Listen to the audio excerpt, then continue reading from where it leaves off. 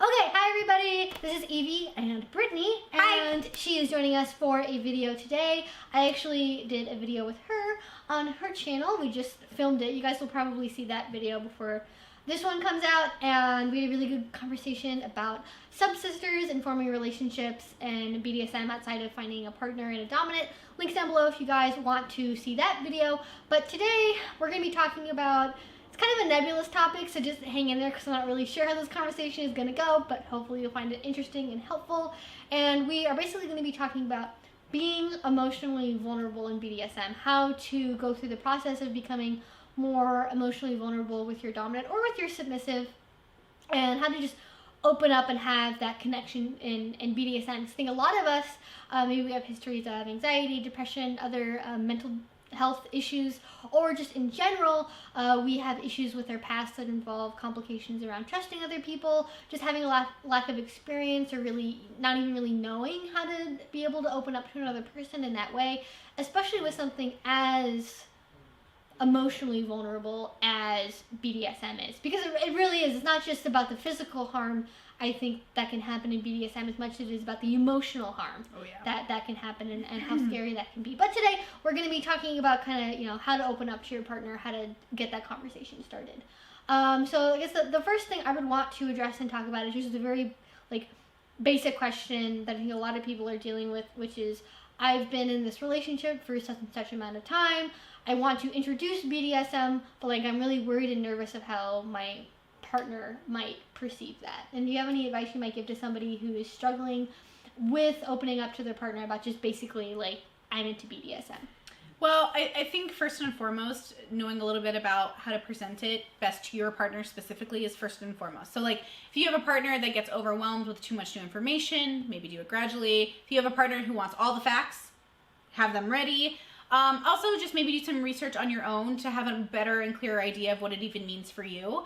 And then maybe coming and presenting that to your partner. But I feel like if your partner is your partner, they should be the person who you can talk to about these things. Mm-hmm. So presenting it is just a matter of being, hey, this is something that I think would be a positive thing in our life. This is something that will be good for us and for me, and I would really like to do it with you because you are mine. And I think presenting it that way allows them to process it as not that I'm doing anything wrong, but that this is who doesn't want more cheesecake? I want more cheesecake in this relationship. Mm-hmm. And it's cool, let's go get cheesecake together. I want it to be a positive thing. You're not presenting it in terms of something in our relationship is broken, or I'm feeling unfulfilled because of you. We need this thing in order to make it better. It's more about the first step is just presenting it in a positive way, as being nothing's wrong with you or us or anything, but there's this thing that I think would be really emotionally fulfilling for me. Here's what this is, and then tailor your information based on that, whatever they are as a person that they need. And I do think that some people, I recently met somebody who was a Christian in BDSM. Mm-hmm. So I think there's this perception that because your lifestyle isn't traditionally X, Y, and Z, you can't even introduce it. You would be surprised. I know plenty of people who are in the scene who are relatively devout of one of those, and it's not at all exclusive. I think it maybe gets a bit more complicated when you're already devoutly religious to introduce BDSM, because it's which part is supposed to be higher in terms of what I care about. But not to get necessarily too much into religion, but another question I get a lot, or that I see a lot of people struggling with, is, okay, we're in a BDSM relationship, maybe you've been in it for 6 months, a year, 3 years, 10 years, whatever it is, and you don't know how to take your submission farther because you are nervous about opening up more of yourself, or you have a certain fetish or kink that you're nervous about introducing, or you have something that you really need as a submissive or would like to try, that is a really raw thing for you that you're not sure how to talk about, or just want to be able in general, not even a specific action, but just being able to give up more power to somebody and open up that extra level of trust. Yeah. Well, I think one of the mistakes newbies make is thinking that they have to do that first. Mm-hmm. So I think it's a really good testament to your ability to kind of have distance, but I also think there does come a time where the intimacy needs to grow, and I think if you're ready for that, that's great. Now, if you're just worried about how to do that, I think it's a matter of reassuring the safety aspect of it, like the trust safety. Because as somebody who is like paranoid about safety and trust and loyalty, my biggest worry is, especially with having like borderline personality disorder, the way that my brain works is like I want it so bad, and if I get close to it, I use every non-related BDSM reason not to.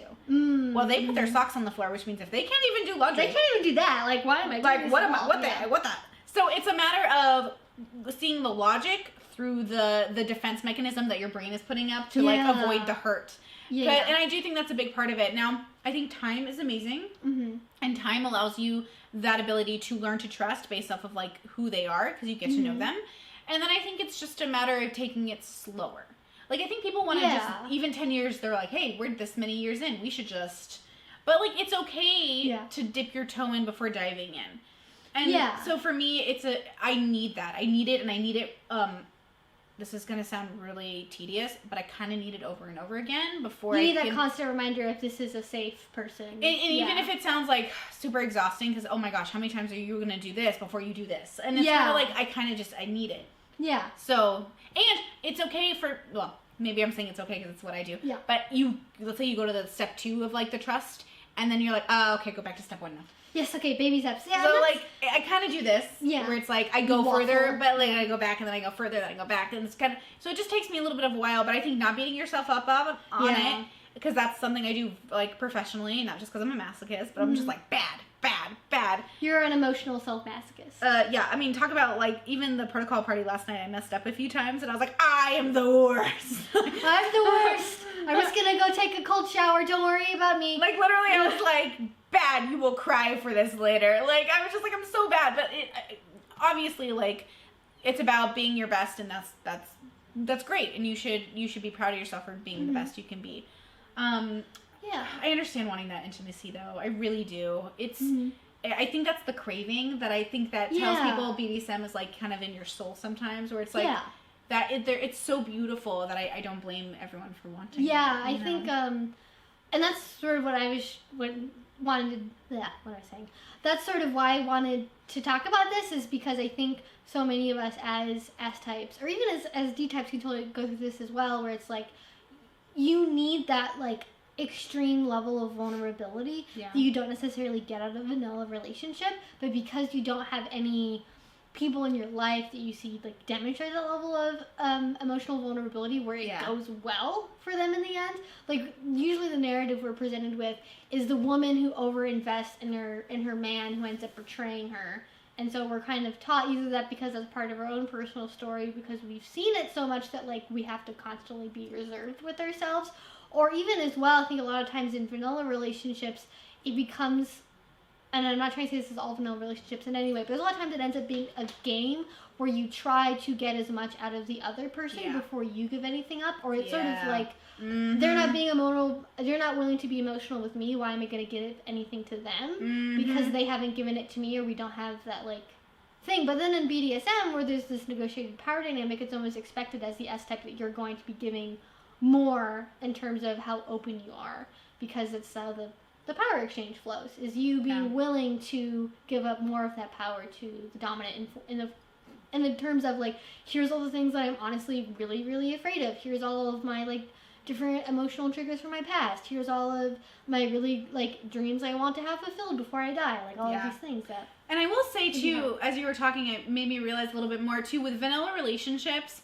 I think there's just like this assumption that you would share like certain things, but like with BDSM it's like you have to, because in order for the dynamic to go the way it needs to go in a really fulfilled manner, I feel like your dom needs all of that information to create a proper scene, to be intimate. And I also think that vanillas have this, and it's not their fault, it's the way society was like kind of formed, especially in the United States, where like if your friends and family don't approve, if it doesn't make sense to them, it shouldn't make sense to you. Yeah. But with BDSM, it's not supposed to make sense to anybody but these two. Yeah. Well, not a, you know what I'm saying. We're not in a power change relationship, but you know, the two involved. And me I think, and the corgi. Honestly, that is something that I have told myself that, and I told my partners that, like, I do not care what other people think. It's, you know, outside of these people and these opinions. But in general, I'm not living for anyone else but this, because nobody at the end of the day has to kneel for you but me. Yes. And nobody has to sit here and have a power exchange or a dominance over me but you. So like there needs to be this might look crazy to everyone else, but as long as everyone's safe and sane and consensual, and as long as we have like negotiated and I can always, you know, change it or move it, then it's a conscious decision. I've talked to D-types who, even for them, they have said to me things like, you know, I have a really hard time feeling like it's okay to want this much power over my submissive. It's okay to want, like, the MS type. Because I know some dominants who are like, I want to get there in, like, maybe 10 or 15 years because they're thinking it might take that long and they're okay with it to want an MS relationship. Because for some people, and people have asked me recently, what is MS? Because they're calling themselves masters and they feel like it might be awkward. Yeah. MS and DS are equally very important and intimate. And as is any relationship you choose to have. The only thing with MS in the way that I perceive it is that it's a more complete. That's how I normally think of it. And I don't know if it's what your thought is, but like I consider like if you're in an MS relationship, not just simply using the title master, because you can use that title like in any kind of power exchange dynamic, but in a traditional MS sense, it's a very complete form of power exchange where you are expected to have a very complete level of openness that in a DS relationship, because DS is such a huge spectrum of just barely not top and bottom to almost MS, to where you can have so much variability in terms of how much openness you have, and especially because technically you could have a DS relationship where you're not romantically involved and there's not really that like partner intimacy in terms of romance or sex. Yeah. And that can be more or less difficult for some people. If I had to put it into a visual, imagine, because this is my fetish, like a cloaked being with no face, like a Dementor, but like my dom. And instead of holding like your neck as a dom, they would like have their hand on your heart as a master. Yeah. And that would be the difference for me. Yeah, that makes a lot of sense. And so it's like, it's kind of like, you know, like for me, it's like giving my whole heart and soul and like trusting that person because they have earned the right to be trusted that much. But and it's not easy, and it's very scary. It's not meant to be easy. No, and I think, okay, so when I imagine MS for Brittany, I'm like, when I'm 45. Yeah, I mean, sometimes it takes that long. Like, I will be, like, that's where I'm like, you may chain me to the bed for a week. Like, when I am 45. Yeah. Like, and the number is the idea that maybe I'll be good enough, you know, there. But again, for me, I've had therapy, and I'm constantly aware that my mental illness plays a huge role in the way that I trust people. So as long as I'm totally conscious of, like, this is not real, you don't have to hit the panic button, like, your panic isn't real, you need to come down from it. And again, that's intimacy and time for me. Yeah. That takes a lot of like just It's a lot. There's a lot going on. And it's totally okay if you are progressing. Like, it's not just a linear progression where you go step 1, step 2, step 3. Yes. But you can go step 1, step 3, back to step 2, to step 5, to step 4. Like, you can negotiate back and forth about, like, I want to go to this level of intimacy. Oh, we tried it. That's too much for me right now. Go back and then, you know, do whatever works for you. But it ends up you go from step 1 to step 10 in one sitting, and that works for you. Like, awesome. But I know most people that's not going to be the case. If you decide I need to take a step back from where we're currently at in order to be able to go forward later. Yeah. That is, you are being smart and self-aware if you do that. Honestly, I think that speaks really well of people if they are able to be that cognizant about what their own needs are, to be like, this isn't working for me. In order to be able to go forward later, let's reevaluate now. Also, do we, like, for me, the things that, and tell me if this is skipping too far in the conversation, but I was thinking of the like, physical need I have. Like, for me, I talked about meditation on my channel a while back, but, like, having, like, skin-to-skin contact and being able to smell my person and have that intimate time with them is so vital for me to have, like, build trust and get to know them and feel deep.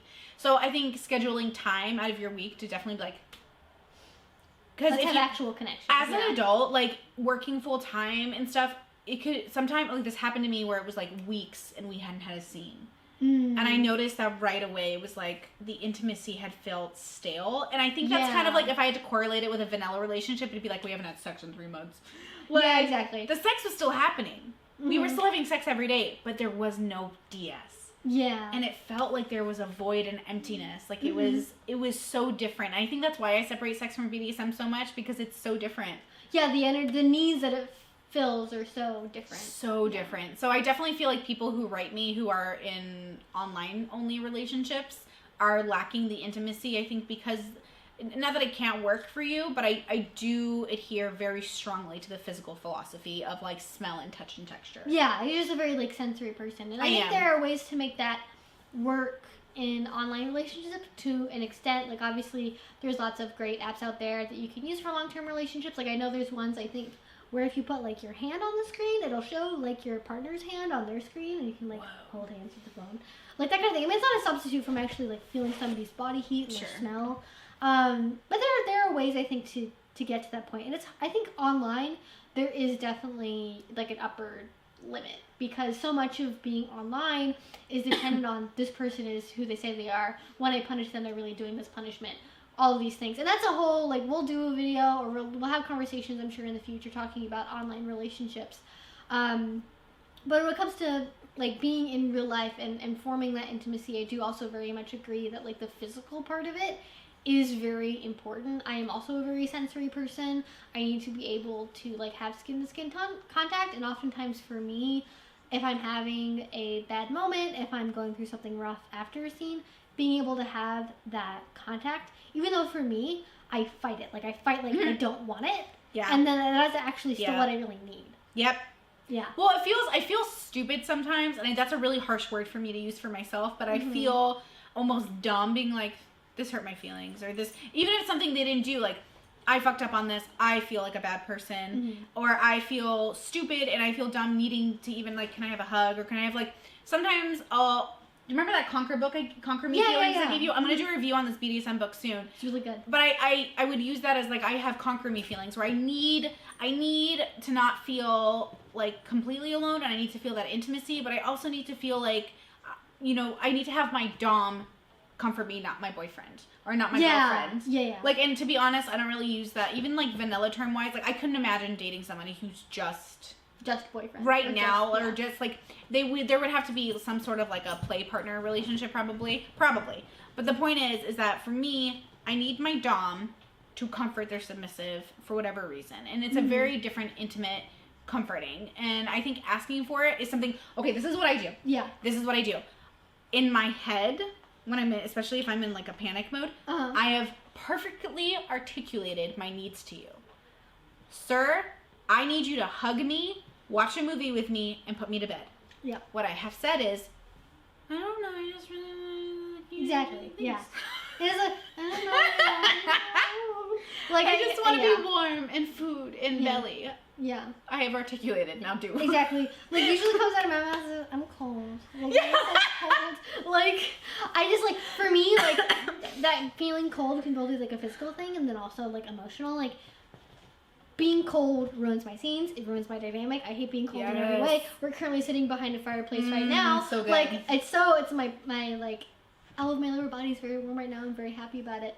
But like, if I'm feeling physically cold, I can't like be intimate, and I can't like feel like, I don't feel like my partner is close to me when I'm feeling that way, and it's harder to do scenes that way. I completely agree. Like, I often, like, if you go to BDSM, from what I've observed from even BDSM centers, they keep it a little bit warm for the submissives.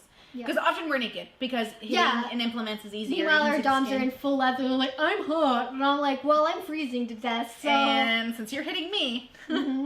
But I definitely feel that is the one thing that stops me, is that automatic, like, it's like I can't verbalize, but I feel like, what do you mean you didn't get it? Like, I verbalized perfectly. Yeah.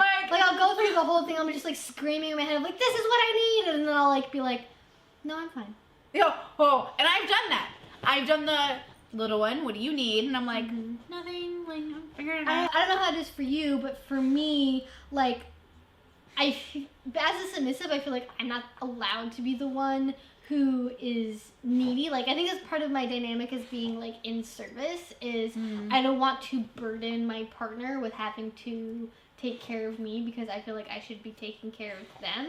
And part of like, I know that like logically then in my relationship with Charles, like, he is my protector, that he's there to take care of me, but verbalizing what I need to be taken care of can be very difficult, and that's part of my struggle with being emotionally vulnerable is being able to be open about when I am having those moments where I need something, but I'm afraid to ask for it. So, I 100% feel like I've had these moments, and this is like a year in or year and a half in, where okay, so my love language is cooking and cleaning for people. Like, but only my dom.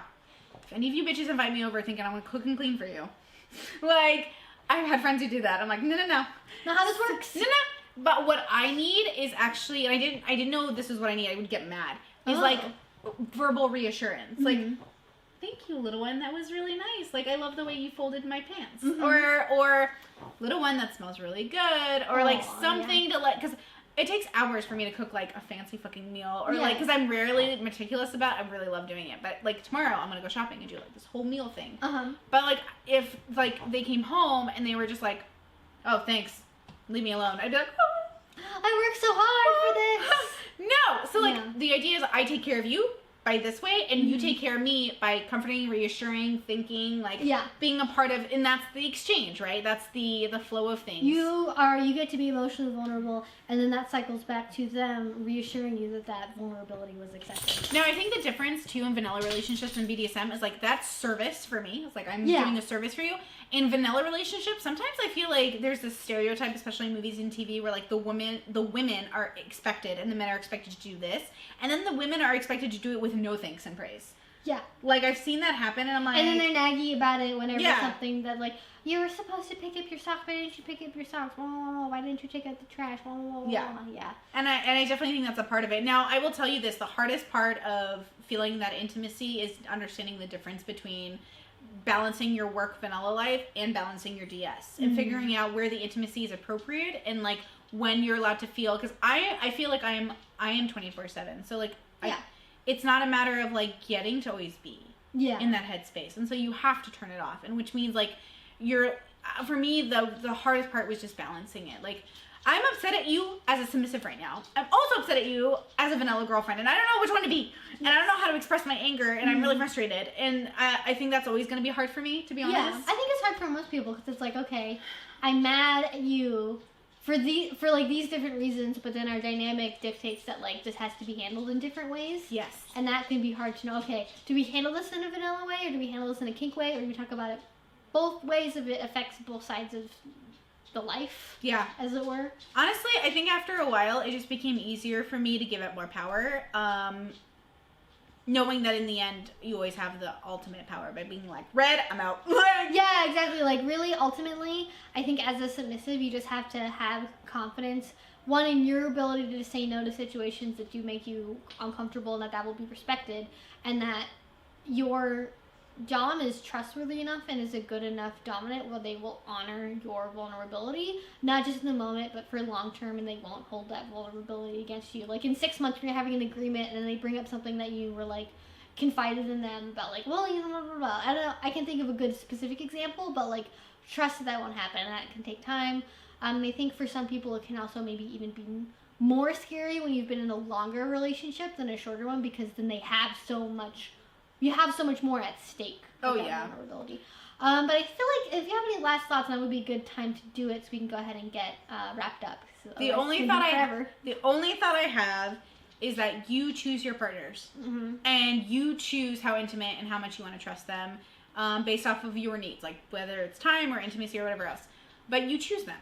And you are not obligated to pick the first dom or first submissive you meet. And you're not obligated after 6 months to stay with those people. Yes. So if like you're having a hard time communicating and you've exhausted every resource, because I know for me, like, I try to exhaust every resource. And to be honest, I try to do things very unorthodox, and I still do it. Like, I will make black and white decisions about things that 6 months later I'm like, I could have done it this way. And I'm Brittany. I will come back to it. I'm like, I lied. Let's try it this way now. And that's honestly just how I've been for all my life. So it might seem like chaos to other people, and it kind of is. But it's your chaos. And I think as long as you're conscious, you're an adult, you're in this adult relationship, make adult decisions, and you're an adult. You can always come back to things. Yeah, you get to you get the reset button on some things in life. Yeah. But yeah, that is kind of what I would want to say about this. This is kind of a big topic. Hope you guys find it helpful, interesting, etc. Do leave any comments, questions, video suggestions. We're going to be filming again in January. Sabrina's coming to visit again. So if you have any questions that you want us to cover, do leave those down in the comment section below, and I will try to, you know, make a video about them if we have time for that. But that's pretty much everything I want to talk about. Links to Brittany's channel, our video together, etc. will be down in the description box. All that stuff. And until I see you guys next time, have a great rest of your day and a great rest of your week. Bye-bye. Bye.